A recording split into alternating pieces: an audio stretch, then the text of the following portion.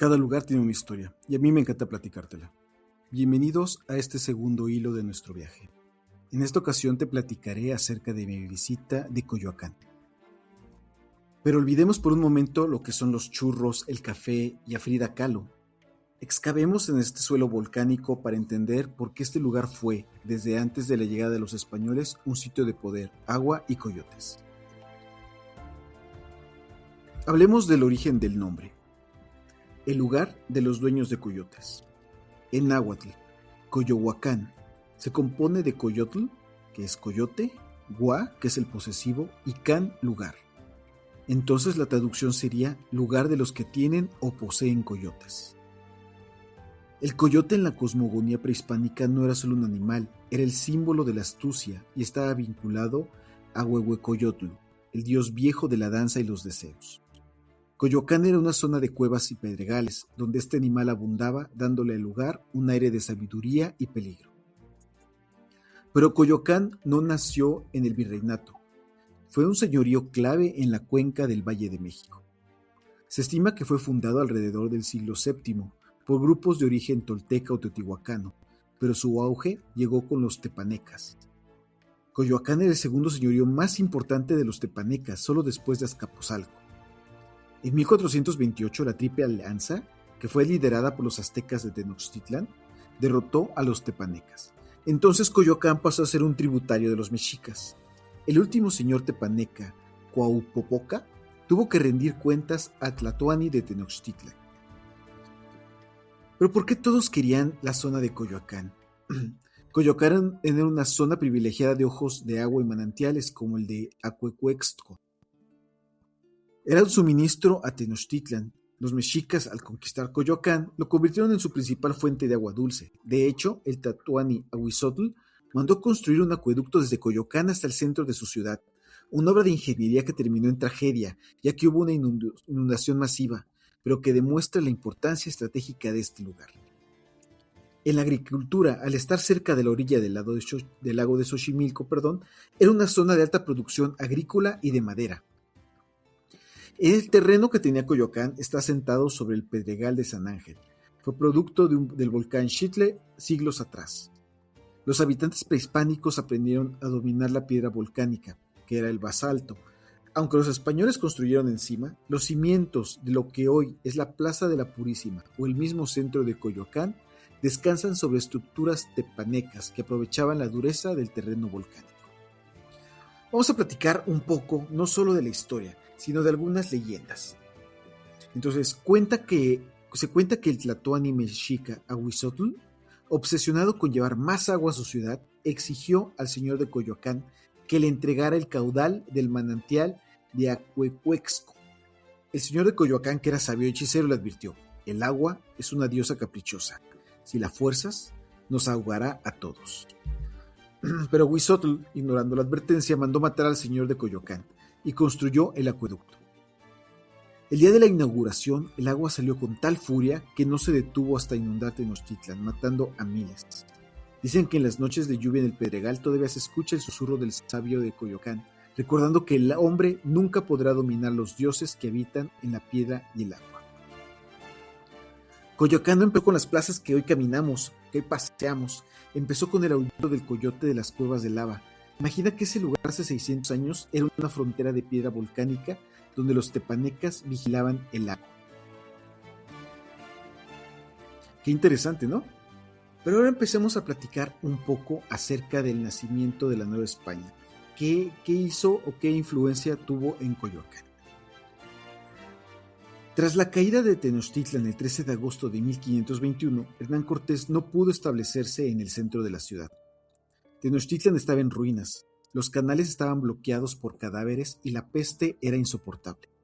Entonces Cortés buscó un lugar con suelo firme, que no fuera lacustre, con agua dulce y una posición estratégica para vigilar la reconstrucción de la capital. En Coyoacán se estableció el primer ayuntamiento de la Cuenca de México.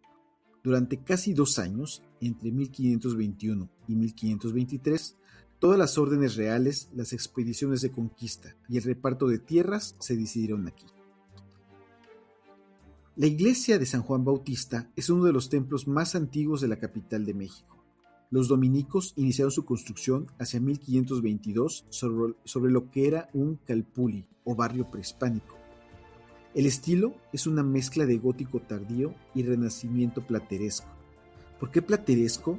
Porque la forma en la que se pule la piedra se asemeja al trabajo que hace un artesano sobre la plata, totalmente detallado. Observemos el interior, sus retablos y pinturas son una lección de cómo los españoles fusionaron su arte con la mano de obra indígena para conquistar visualmente a los locales. Frente a la iglesia, si tú caminas hacia el lado derecho, se encuentra el kiosco. Frente al kiosco se encuentra el Palacio de Cortés.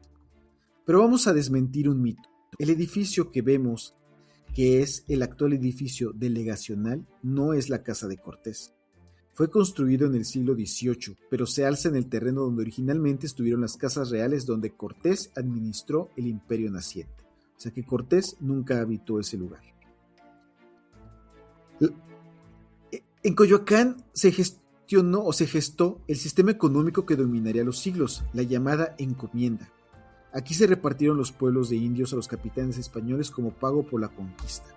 Entonces, ante los ojos del rey, no existía la esclavitud, pero sí existían encomenderos, los cuales tenían a su cargo a pueblos de indios para poder utilizarlos en cosas como la agricultura, la construcción, etc.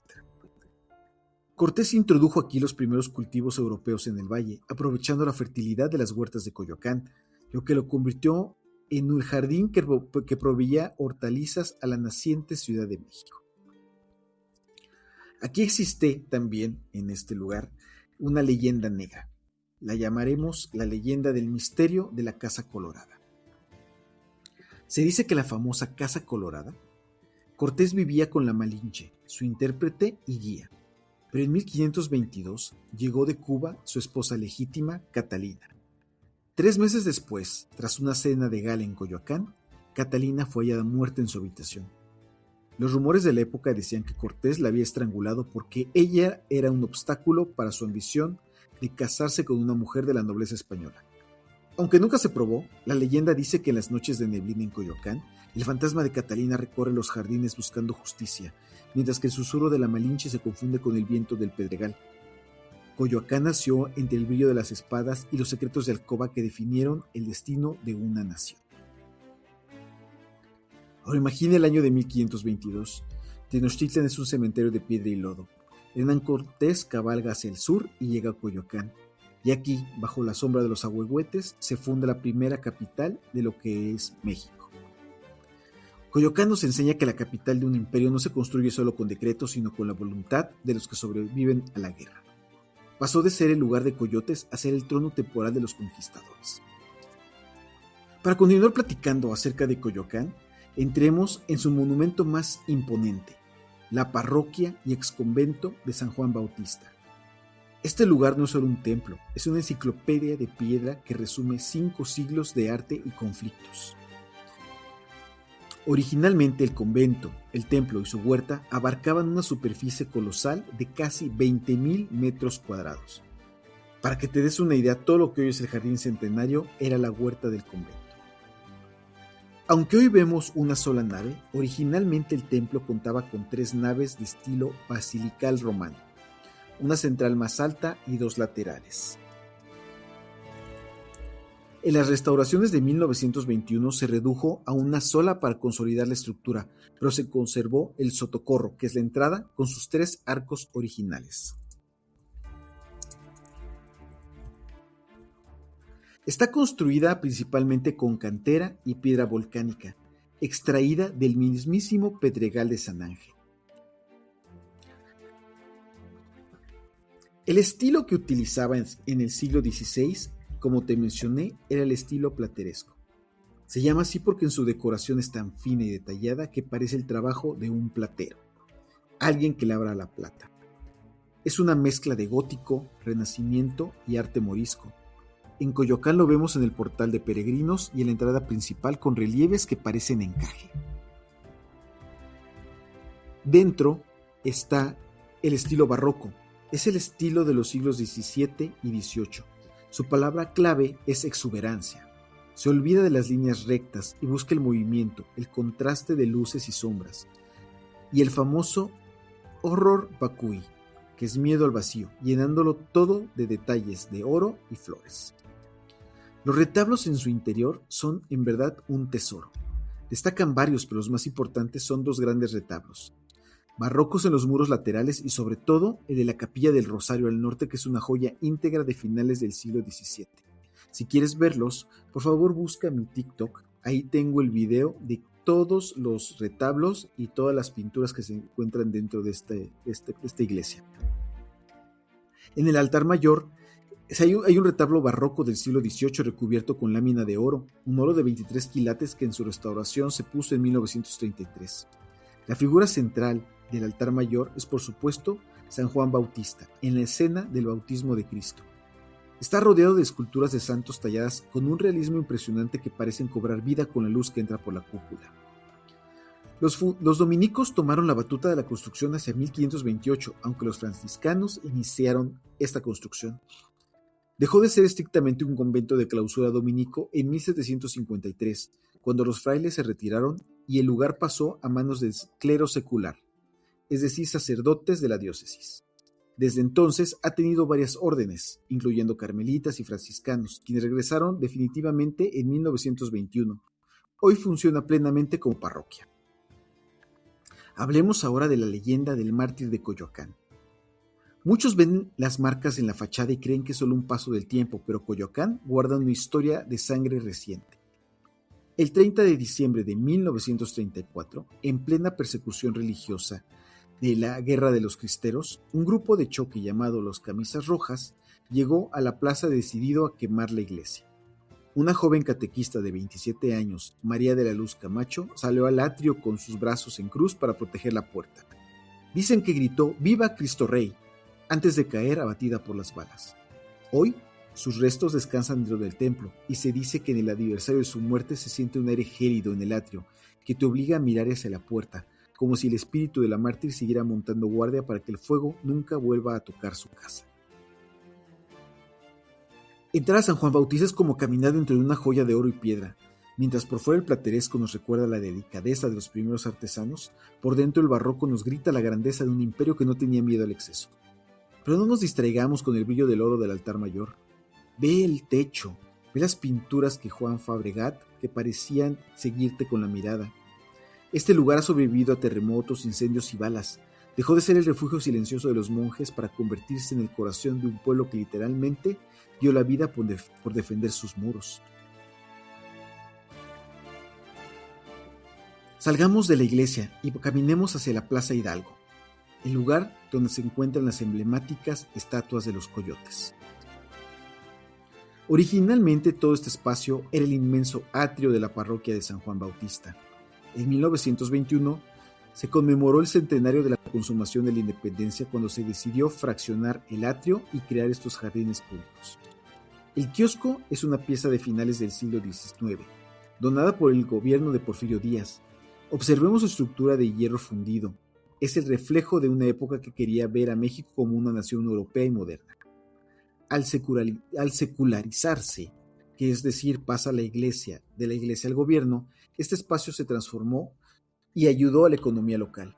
Pasó de ser un centro de oración a ser un centro de comercio y turismo.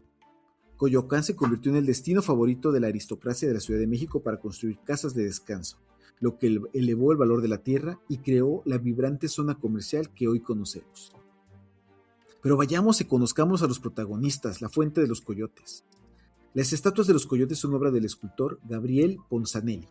Fueron instaladas a principios de la década de los 80. Están fundidas en bronce y colocadas sobre un pedestal que permite que el agua caiga en cascada. El coyote no está ahí por estética, es el tótem de la zona. Como mencionamos al principio, Coyohuacán significa lugar de los que tienen coyotes. Fíjate en la posición de los coyotes, uno está aullando y el otro en guardia. Representan la dualidad del lugar, lo que era la sabiduría del pasado y la vigilancia del presente. Platiquemos ahora de la leyenda del coyote y el fraile.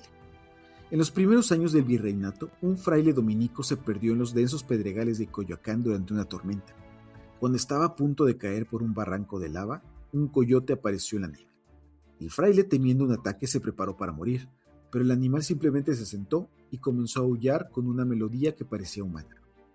El fraile lo siguió y el coyote lo guió sano y salvo hasta las puertas del convento. Dicen que antes de desaparecer, el animal se transformó por un segundo en un anciano con capa de pieles. Huehuecoyotl, el dios viejo. Desde entonces se dice que los coyotes de la fuente no son de bronce, sino guardianes petrificados que cobran vida por las noches para vigilar que ningún viajero se pierda en los laberintos de la historia de Coyoacán. Si tú te paras frente al jardín, estás parado en lo que alguna vez fue el atrio más grande de la Nueva España. Hoy el sonido de las campanas compite con el murmullo de la gente y el caer del agua en la fuente de los coyotes.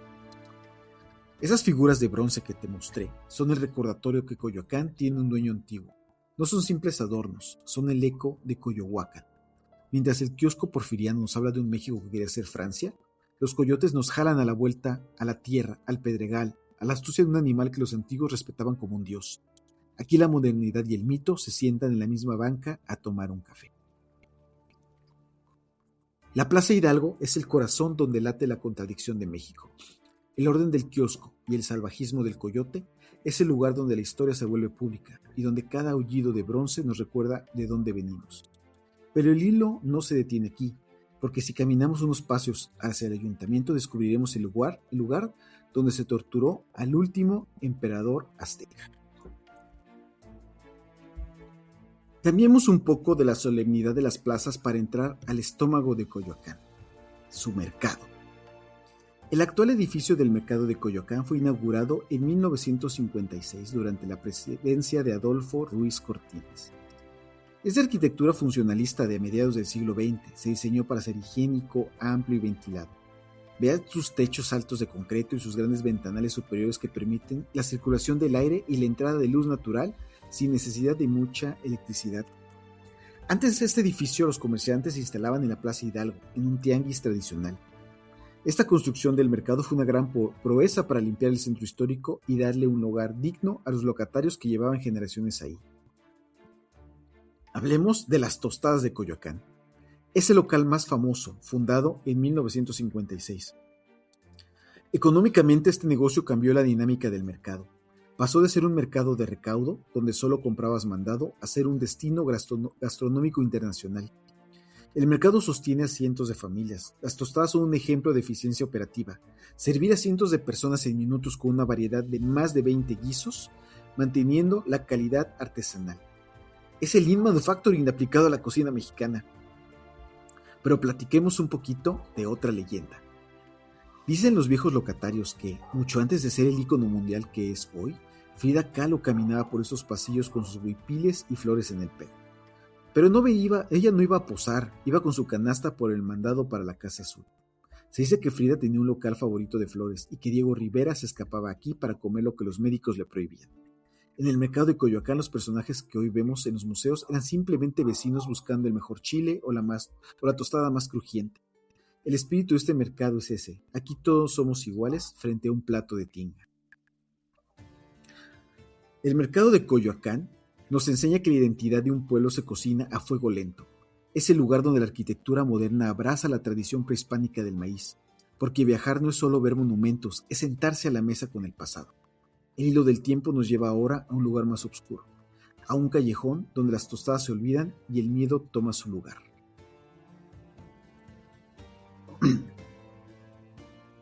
El Callejón del Aguacate. Es un estrecho callejón colonial que parece detenido en el tiempo. Sus muros de piedra y adobe bloquean el ruido de la ciudad, creando una acústica natural perfecta para el suspenso. La iluminación es escasa y los árboles, incluyendo el famoso aguacate, proyectan sombras que han alimentado la imaginación de Coyoacán por décadas.